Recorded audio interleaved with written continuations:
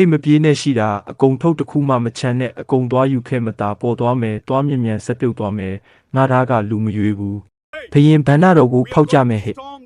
ဘယင်ဗန္နာတိုက်ကိုသွားလို့ရင်ဘယင်ကဖမ်းမိတတ်မှာပေါ့မင်းတိုက်ရဲလို့လား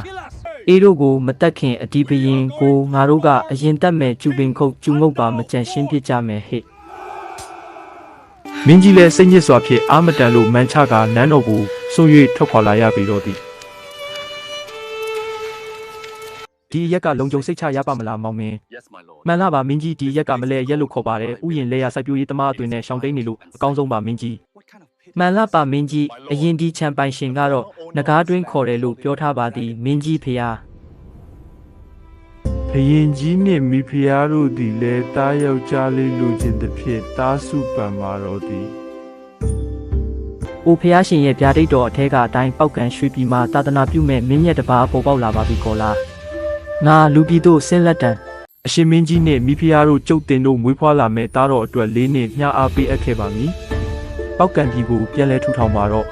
တို့တကောင်းမျိုးရိုးမတိန်ကောဖို့ဟောတိတာကိုနာမည်ပေးမဲ့ကြော်စောမဲ့သားကြော်စောထင်ရှားပြီးထိဆောက်မဲ့မင်းတစ်ပါးဖြစ်မှာမို့နာမည်ကစောထီးတဲ့ဟိတ်